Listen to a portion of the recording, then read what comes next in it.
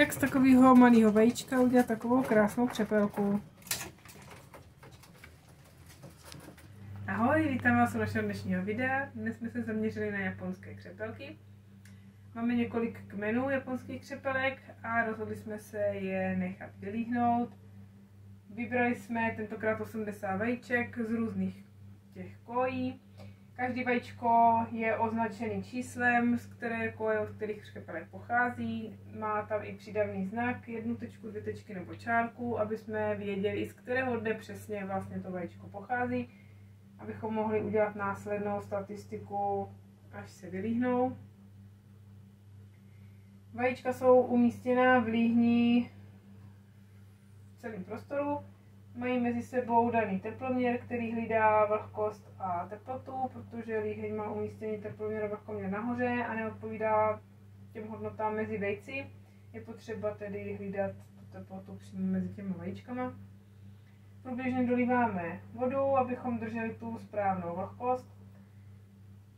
A na vajíčkách, krom teda toho čísla té koje, máme z druhé strany ještě znak plusko, abychom věděli, na kterou stranu přesně to vajíčko máme otočit. Vajíčko otáčíme každých 12 hodin.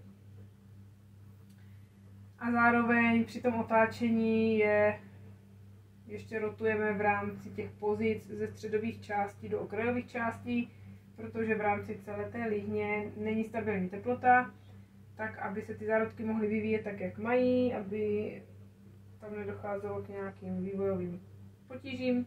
Rotujeme je tedy ze středu na kraj a z kraje na střed. Křepelkám trvá 16 dní, než se vylíhnou, takže první 13 dní je otáčíme každých 12 hodin, 13. den přestáváme a pak ty poslední 3 dny už je rotujeme jenom v rámci teda pozice na tým roštu. A to ze středu na kraj a z kraje do prostředka. Křepelky, které jsou rychlé, tak se nám líhnou už 15. den. Křepelky, které jsou opozdělci, tak se můžou vylíhnout ještě i ten 17. den, ale většinou ty opozdělci už nemají tolik síly, aby přežili. Ještě bych chtěla zmínit, že celkově ta líheň, konkrétně to, co máme my, je háklivá i na teplotu okolního prostředí, na průvan, takže je potřeba ji držet ve stabilní teplotě v místnosti, kde není žádný průvan, nemění se rapidně teplota a ideálně, když je i v zástěrně, takže když se otevře a prochází se, tak aby minimalizoval se ten průvan okolo té líhně. Tak a teď se na ty vajíčka podíváme. Vidíme, že jsou umístěny na roštu na ležato. Nepoužíváme otáčivý rošt, protože se nám osvědčilo líhnutí tady v přirozené poloze na ležato. Máme mezi nimi daný teploměr, který nám hlídá vlhkost a teplotu.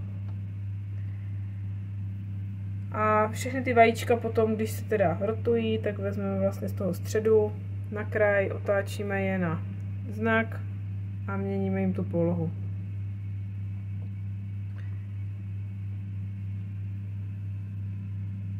Když se potom křepelky začnou líhnout, tak je potřeba je hned odebírat, protože už hned po vylíhnutí jsou divoký, lítají po celé ploše a otáčí ostatními vajíčky, takže potom matou další, ty, co ještě nejsou vylíhlí, protože neví, kde se nachází, když neustále se vajíčko otáčí, nemají stabilizovanou polohu, pak jsou zmatený, mají problém se vylíhnout, je potřeba je opravdu odebírat hned po vylíhnutí do ideálně druhé líhně, kde je stejná teplota, aby tam doschly, aby se tam aklimatizovali a nerušili při tom vyklovávání ty ostatní. No, už je zase schováme, tím není zima.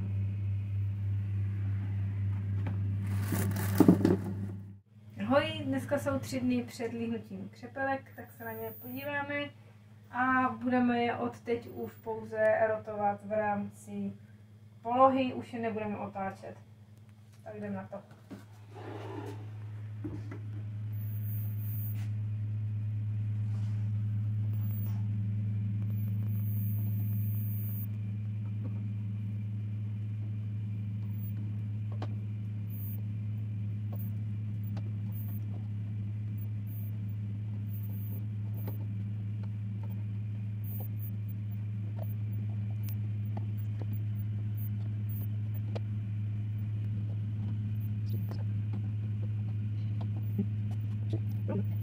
zvýšit velikost.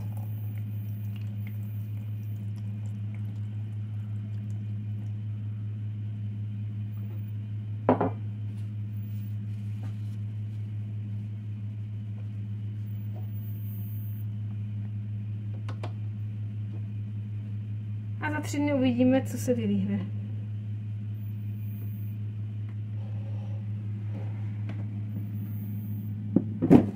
Už se nám začaly líhnout křepelky a teď se na ně podíváme.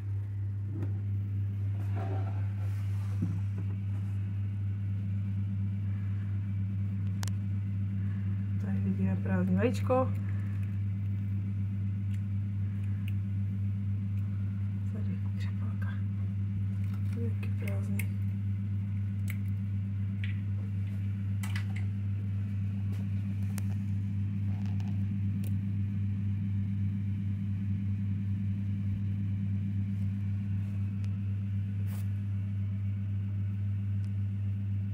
Tady se nám koupil další.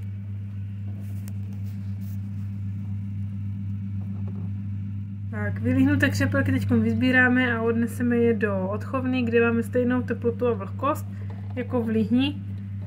A oni tam pěkně oschnou a naberou sílu. A už jim tam dáme i baštu a vodu. Vajíčka, které oni otočili vzhůru nohama, tak musíme spravit, aby mohli se začít líhnout i ty ostatní, aby věděli, kde jsou a nebyli zamotaný.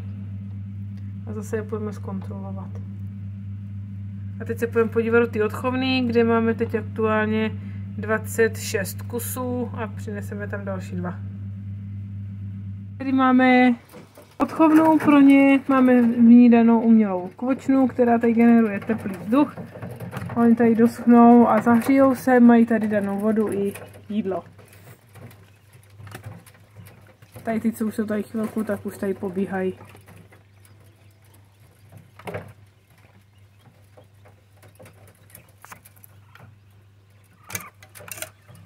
Běžte. Šup. Pobíjte.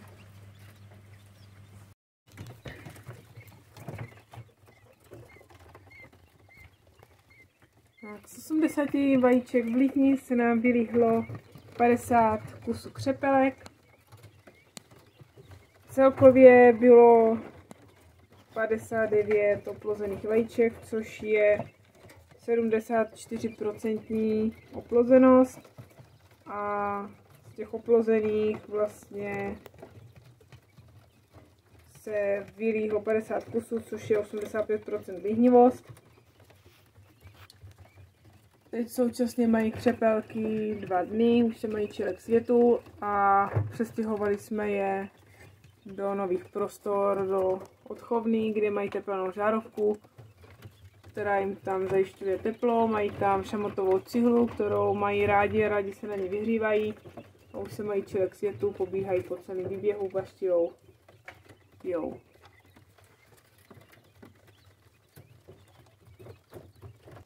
Tak toto je momentálně vše, pokud se vám video líbilo, dejte like, dejte odběr a zase u příštího videa se uvidíme. Děkujeme za zhlídnutí.